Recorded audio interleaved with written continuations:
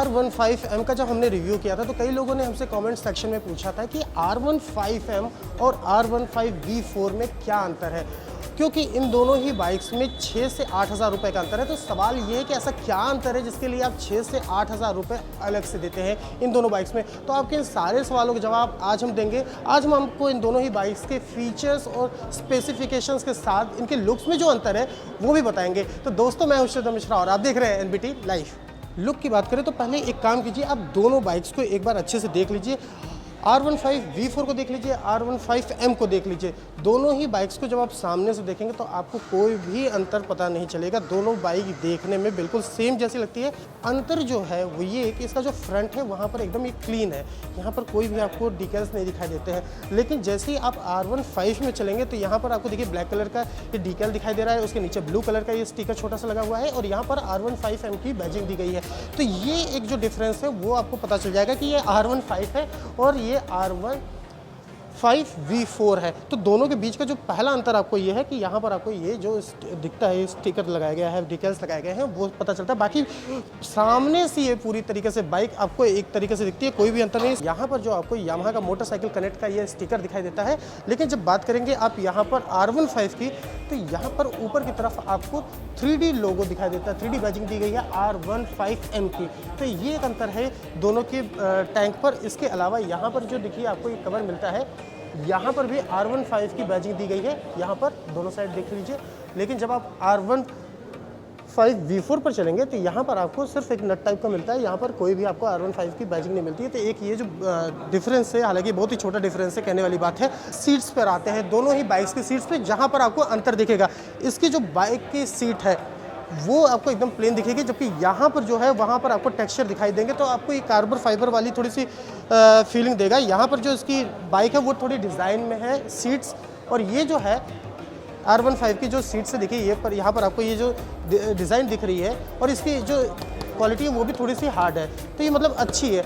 और वहीं जबकि V4 की बात करेंगे तो ये एकदम सिंपल है और ये थोड़ी सी सॉफ्ट है। तो बैठ के चलाने पर कितना अंतर है ये तो मैं आपको बाद में बताऊंगा, लेकिन अभी जो ये अंतर है ये है। दूसरी तरफ अगर पीछे की सीट्स की बात करें, दोनों तरफ सेम है। अंतर बस इतना है कि यहाँ पर आपको कुछ भी नहीं मिलता है, सिंपल सीट मिलती है, प्लेन सीट मिलती है।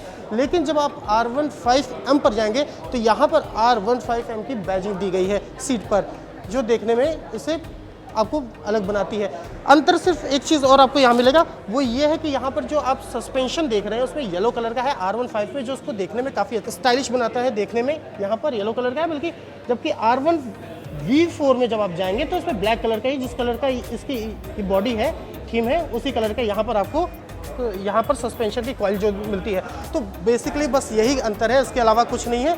तो कुल मिलाकर जो अंतर है वो इन दोनों ही बाइक्स में बहुत ही माइनर अंतर है। सिर्फ अंतर ये है कि आपको छोटे मोटे जो ग्राफिकल चेंज है वही दिख रहे हैं, ऑलमोस्ट, इसके अलावा कुछ नहीं। लेकिन सबसे बड़ा जो अंतर मुझे लगा इस बाइक में वो एक फीचर का है। वो फीचर मैं आपको यहाँ दिखाता हूँ। स्टैंड के साइड आप आएंगे, जब यहाँ R1V4 की सबसे पहले दिखाता हूँ। यहाँ पर आप जब आएंगे तो स्टैंड के पास देखिए, यहाँ पर जो आपको क्लच है वो सिंपल क्लच मिलता है, स्लिपर क्लच मिलता है। यहाँ पर ये देखिए R1V4 में जो क्लच है वो सिंपल है यहाँ पर। वही R15 की जब बात करें तो यहाँ पर सबसे बड़ा अंतर ये है कि यहाँ पर आपको क्विक शिफ्टर मिलता है। अब क्विक शिफ्टर ये क्या है, ये सवाल आपके मन में, जहन में बस रहा होगा। तो इसको सिंपल सा मैं बाइक पर बैठता हूँ और आपको बताता हूँ कि क्विक शिफ्टर है क्या। बाइक पर आप बैठे, जब भी आप गियर को बदलते हैं तो आप क्लच दबाते हैं, लेकिन क्विक शिफ्टर की मदद से आपको क्लच बिना दबाए भी आप गियर को चेंज कर सकते हैं और कोई जर्क नहीं लगेगा।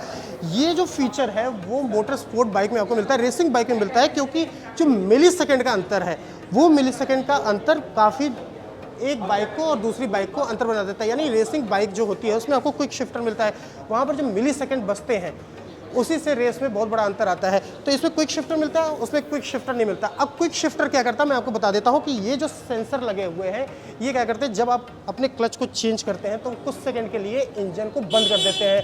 तो इससे क्या होता है कि गियर कुछ सेकंड के लिए रिलीज हो जाते हैं, तो आपको झटका नहीं लगता है और आपके गियर बॉक्स पर अंतर नहीं होता है। यानी आम भाषा में अगर आपको बताएं तो क्विक शिफ्टर की मदद से आप गियर को चेंज करते जाएंगे और आपको क्लच लेने की जरूरत नहीं पड़ेगी, आपके गियर बॉक्स पे कोई असर नहीं पड़ेगा, इंजन पे कोई असर नहीं पड़ेगा।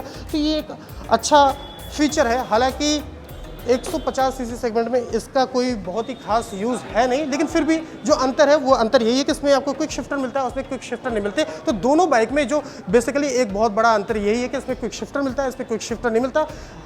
उसके अलावा सारी चीज़ें सेम है। इसमें आपको ट्रैक्शन कंट्रोल मिलता है, ट्रैक्शन कंट्रोल आपको इसमें भी मिलता है। अब ट्रैक्शन कंट्रोल क्या है, इस पर कभी अलग आपको वीडियो बना के बताऊंगा। तो कुल मिलाकर आपने एक बार देख लिया कि 6,000 रुपये से 7,000 रुपये जो आप एक्स्ट्रा दे रहे हैं वो किस चीज़ का देख रहे हैं। तो एक तरीके से समझ लीजिए वो आप क्विक शिफ्टर का दे रहे हैं और ये जो थोड़े बहुत ग्राफिकल चेंज है उसका देख रहे हैं। तो उम्मीद है कि आपको इन दोनों बाइक के बीच का जो अंतर है वो समझ में आ गया होगा।